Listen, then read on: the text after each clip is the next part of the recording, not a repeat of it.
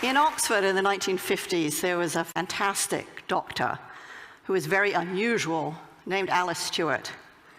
And Alice was unusual partly because, of course, she was a woman, which was pretty rare in the 1950s. And she was brilliant. She was one of the, at the time, the youngest fellow to be elected to the Royal College of Physicians. She was unusual, too, because she continued to work after she got married, after she had kids, and even after she got divorced and was a single parent, she continued her medical work. And she was unusual because she was really interested in a new science, the emerging field of epidemiology, the study of patterns in disease. But like every scientist, she appreciated that to make her mark, what she needed to do was find a hard problem and solve it. The hard problem that Alice chose was the rising incidence of childhood cancers. Most disease is correlated with poverty, but in the case of childhood cancers, the children who were dying seemed mostly to come from affluent families. So what, she wanted to know, could explain this anomaly?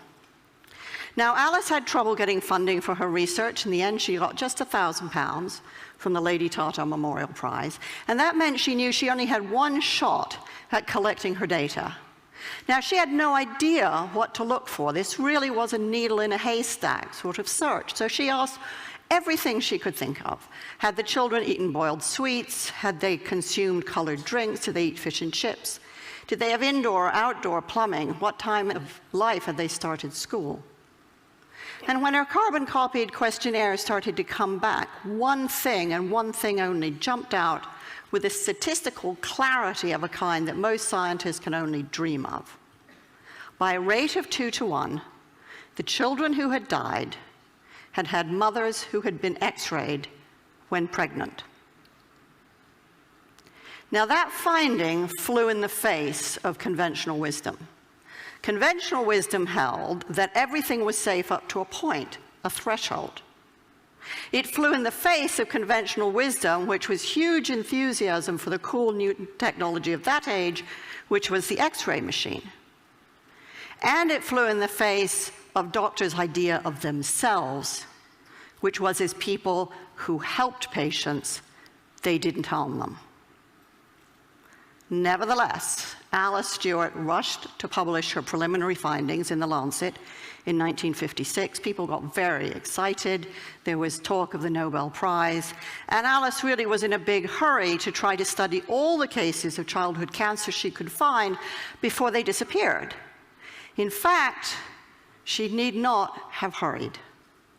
It was fully 25 years before the British and American medical establishments abandoned the practice of X-raying pregnant women. The data was out there, it was open, it was freely available, but nobody wanted to know. A child a week was dying, but nothing changed. Openness alone can't drive change. So how did she know that she was right? Well, she had a fantastic model for thinking. She worked with a statistician named George Neal, and George was pretty much everything that Alice wasn't. So Alice was very outgoing and sociable, and George was a recluse. Alice was very warm, very empathetic with her patients. George frankly preferred numbers to people. But he said this fantastic thing about their working relationship. He said, "My job is to prove Dr. Stewart wrong." He actively sought disconfirmation, different ways of looking at her models, at her statistics, different ways of crunching the data in order to disprove her. He saw his job as creating conflict around her theories, because it was only by not being able to prove that she was wrong that George could give Alice the confidence she needed to know that she was right. Alice and George were very good at conflict. They saw it as thinking. So it's one thing to do that in a one-to-one relationship. But it strikes me that the biggest problems we face, many of the biggest disasters that we've experienced, mostly haven't come from individuals, they've come from organizations, some of them bigger than countries, many of them capable of affecting hundreds, thousands, even millions of lives. So how do organizations think? Well, for the most part, they don't. And that isn't because they don't want to. It's really because they can't. And they can't because the people inside of them are too afraid of conflict. In surveys of European and American executives, fully 85% of them acknowledged that they had issues or concerns at work that they were afraid to raise. Afraid of the conflict that would provoke, afraid to get embroiled in arguments that they did not know how to manage and felt that they were bound to lose. 85% is a really big number. It means that organizations mostly can't do what George and Alice so triumphantly did. They can't think together. So how do we develop the skills that we need? Because it does take skill and practice too.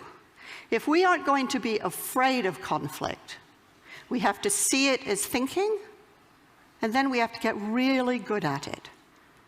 The fact is that most of the biggest catastrophes that we've witnessed rarely come from information that is secret or hidden.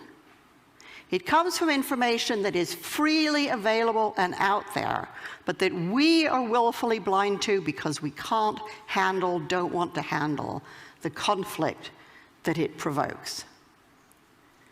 But when we dare to break that silence, or when we dare to see, and we create conflict, we enable ourselves and the people around us to do our very best thinking.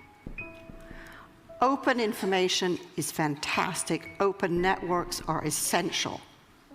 But the truth won't set us free until we develop the skills and the habit and the talent and the moral courage to use it.